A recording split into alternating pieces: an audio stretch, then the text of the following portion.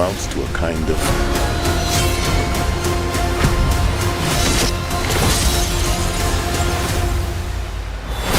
rebirth.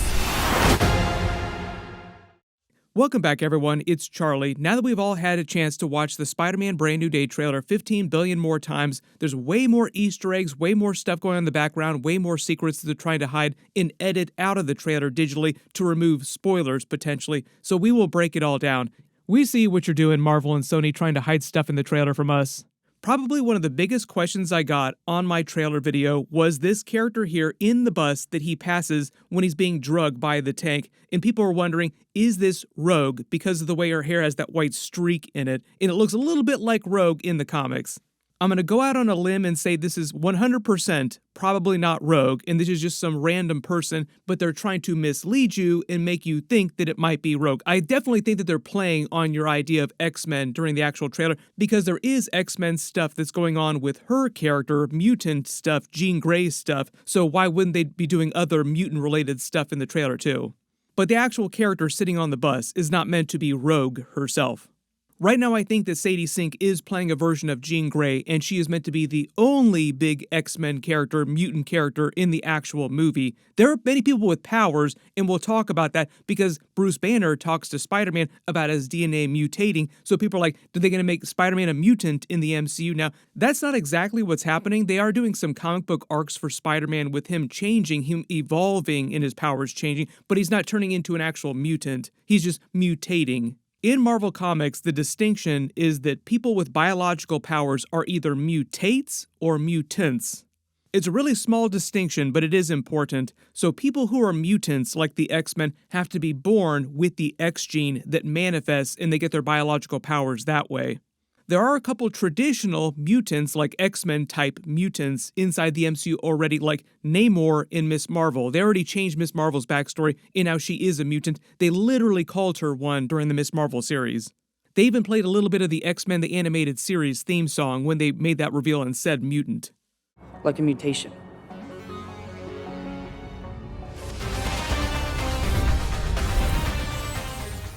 Then there's people like Spider-Man and the Hulk who do have biological powers, but they weren't born with them, they were mutated later in life, like Spider-Man got the spider bite and Hulk got his gamma accident.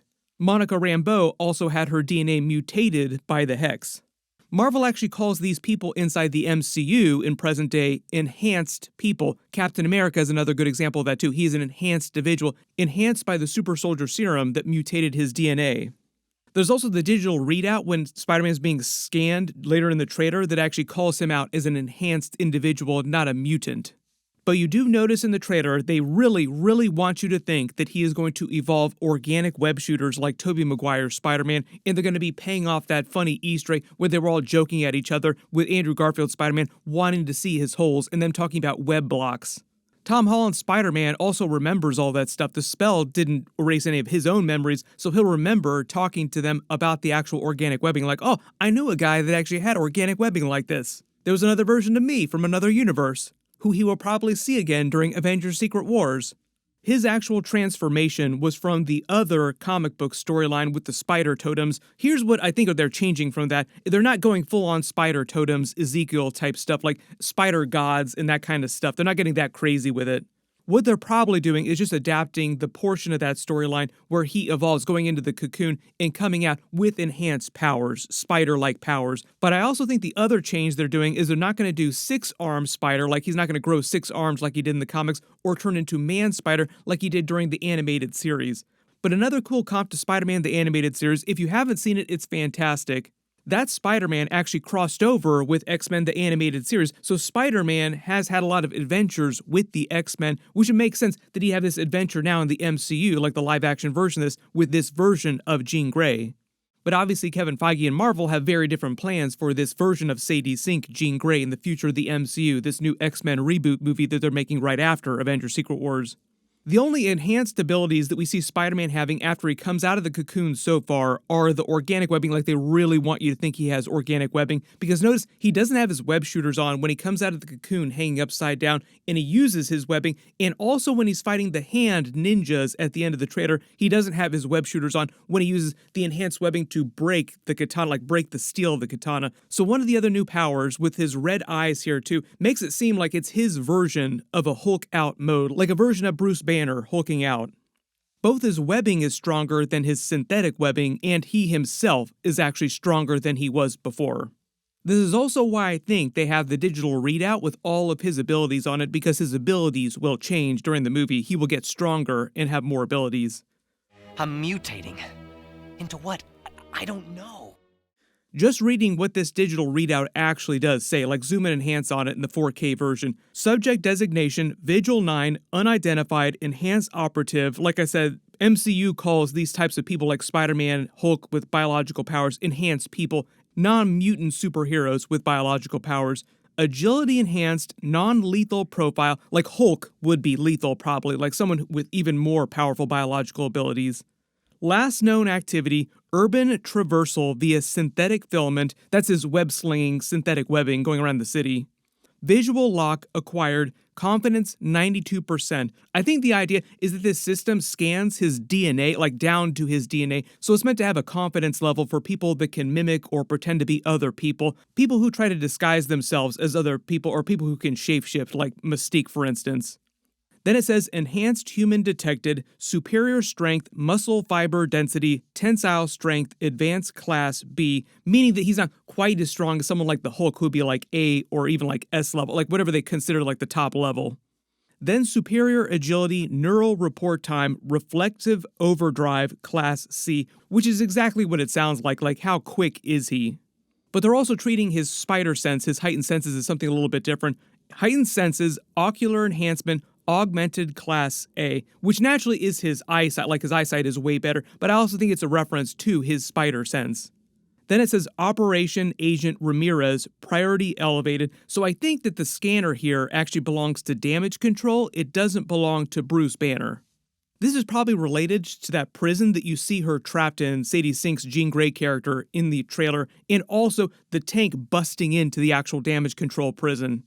If we're assuming that the trailer footage isn't that misleading, the trailer makes it seem like what happens is she uses her mind control ability to get this old woman to operate the tank and crash into the prison and free her, probably. Like she's probably trying to free herself, and that's why right after the tank crashes in, Spider-Man opens it up, then we hear the popping sound as she jumps mines to the guards, then up to the top, and probably to another person too. Threats. We are faced with a danger that we can't control.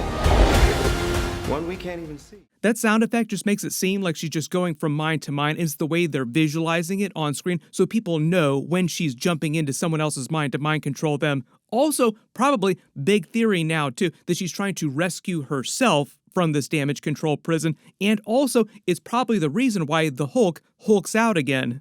You remember what happened with Scarlet Witch during Avengers Age of Ultron? She messed with Hulk's mind and caused him to go full-on savage, like completely lose control. Imagine Sadie Sink is Jean Grey, very powerful telepath, even if she doesn't have the Phoenix Force yet. Really easy, convenient way to explain why Bruce Banner, who has the device that stops him from hulking out from She-Hulk, that's basically what he has. He had it in Shang-Chi movie too. It stops him from going into full Hulk mode. Why she would be able to jump into his mind, then get him to rip that off and cause him to Hulk out. You also remember that the leaked trailer almost looks identical to this trailer. There were just a couple scenes in the leaked trailer, a couple lines of dialogue from characters like Sadie Sink's character that don't appear in this first official teaser trailer. In the leaked trailer, her dialogue was, "You're a mess, Spider-Man. Don't get in my way. Otherwise, it won't just be your friends who don't remember who Peter Parker is." Wouldn't it make sense if Jean Grey is a telepath, that even if she is from the MCU, like if she's not from another universe, we're still wondering about that, like how does she wind up in the MCU if she's Jean Grey? She uses her mind reading to read Peter Parker's mind and instantly realizes that the person under the mask is Peter Parker, like, oh, boom, I know exactly who you are because I just read your mind. This is also supposed to be her raising her hands inside what looks like his apartment in front of all these displays in this readout. Also more evidence that this is Jean Grey, just in a slightly different, like we're talking about the green and the yellow color coding to her comic book costume that's green and yellow. But also when the trailer dropped, this official Marvel artist who works at Marvel dropped this picture of Sadie Sink as Jean Grey, like calling her Jean Grey that looks just like she does in the actual trailer in this outfit. The call is coming from inside the room. The people at Marvel also think that she happens to be Jean Grey. What a coincidence. You also remember last year it was reported that her character, before we knew who she actually was, would be working with the Punisher. So why is Jean Grey working with the Punisher and they're introducing her this way to the MCU going forward? What we do know about the Punisher, because we see a couple big scenes with him in the trailer, and it seems like he and Spider-Man are at odds over taking people down, is that the Punisher is going after people like Scorpion, people like Boomerang, who we also see in the trailer, other villains, street-level villains, slightly lower villains. Basically on his regular patrol doing things that normal Punisher would be doing, trying to take down villains. The only difference is that he likes to kill his villains, so I think the idea is that Spider-Man is trying to stop Punisher from killing Scorpion, but also, how does Scorpion break out of prison and who gives him his mechanical Scorpion suit? That also might have something to do with Tombstone during the movie, who's being played by Marvin Jones III, who we're wondering if we actually heard him in the trailer, or was that Keith David talking about the evolution of spiders? Spiders have 3 life cycles. When between cycles, it can leave the spider vulnerable.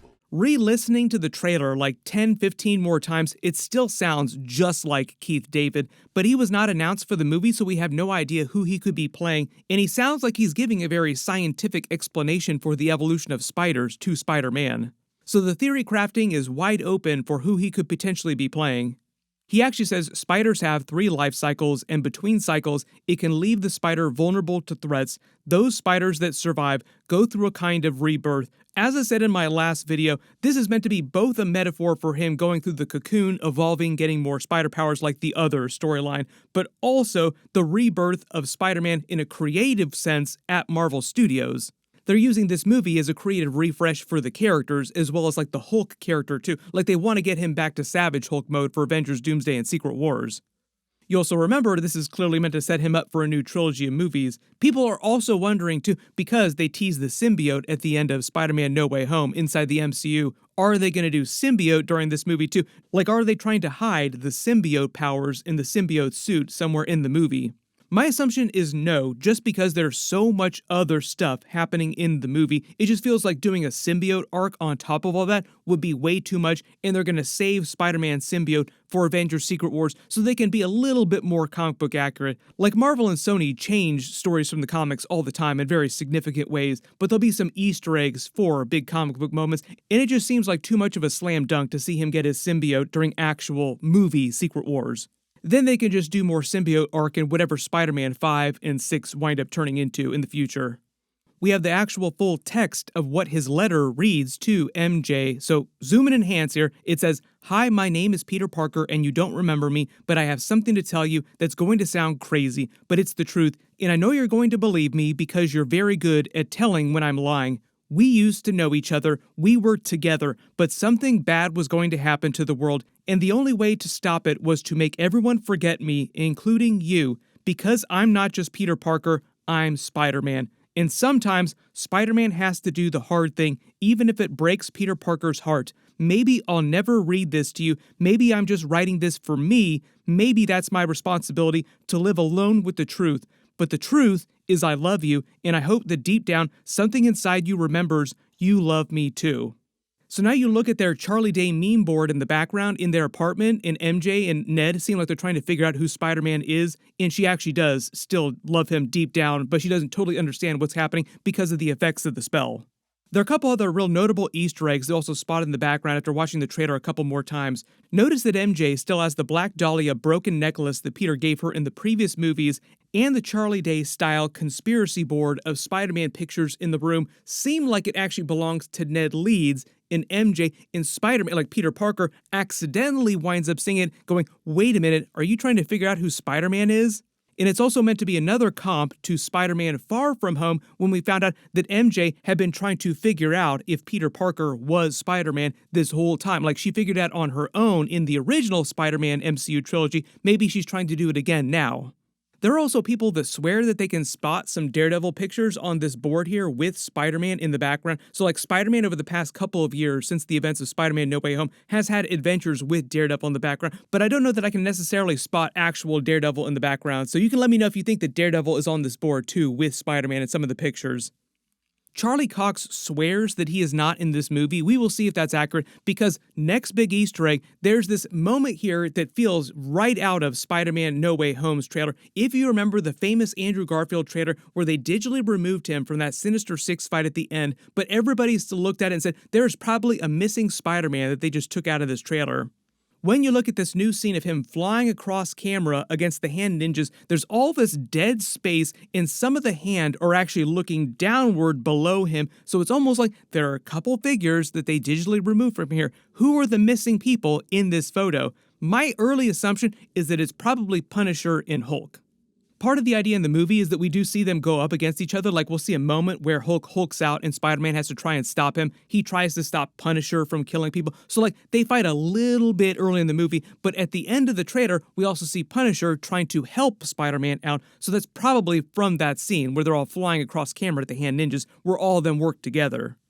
Then there's also the Easter egg behind the Hulk inside his classroom here while he's in banner form and Peter comes to talk to him. There's also some audio in the leaked version of the trailer where he tells him, "You're not my student, who are you?" So even if Peter is going to Empire State University like he was in the comics during the Tobey Maguire Spider-Man era, he's not in Bruce Banner's actual class.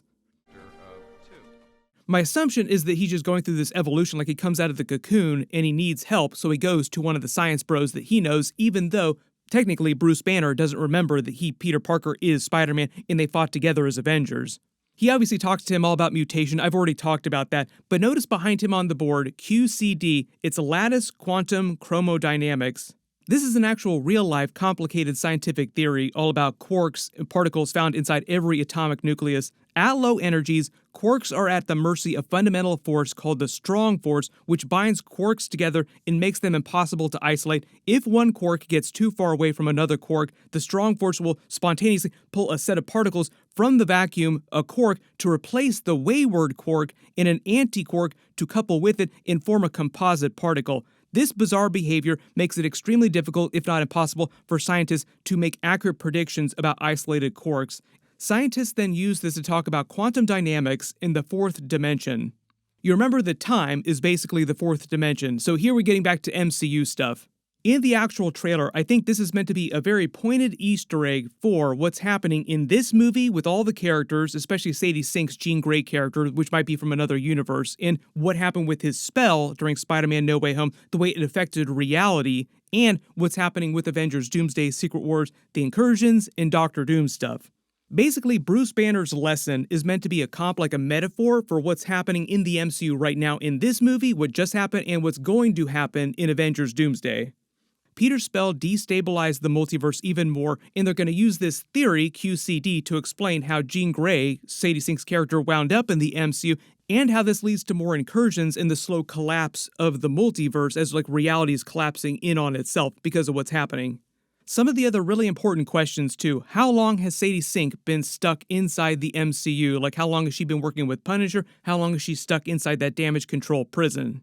The other really big thing here too is that Tremel Tillman is playing William Metzger, who's a big X-Men antagonist too. Just more X-Men related theories about Jean Grey, Sadie Sink's character. You also notice that he mentions to him a threat that they cannot see. I think that's just a comp to psychic powers, telepaths, telekinesis. I know there are a ton of other questions like who is the actual main villain of this movie? Is it actual damage control? Are they the real villains of this movie? What about Tombstone? Is he meant to be one of the main villains of this movie? When it actually comes to Daredevil, hand stuff like the hand showing up in this movie, my assumption is that somebody else in the film, like another villain, just hires them and that's why they're here. Probably the easiest theory there is that Tombstone is the one that hires them and he is one of the crime bosses working in the city, like classic comic book Tombstone. Maybe he is also the one who arms the Scorpion with his mechanical suit. This is really just the tip of the iceberg. We could probably watch the trailer 15 billion more times and find even more stuff in the background. So if there's stuff that I didn't talk about during my last video or during this video that you think you spotted, just write it below in the comments. We will probably get that next really big trailer either next month or the month after that. Typically they release 3 or 4 really big trailers for movies like this heading up into the summer. The other really big reminder is that we have Daredevil Born Again Season 2 episodes starting next week. I'll be doing episode videos for that. There are a couple other bonus videos that I'm working on it for it too, so be sure to enable alerts for my channel so you don't miss that. Everybody click here for my other big Spider-Man Brand New Day trailer video, and click here for all my Avengers Doomsday videos. Thank you so much for watching, and I'll see you guys in the next one.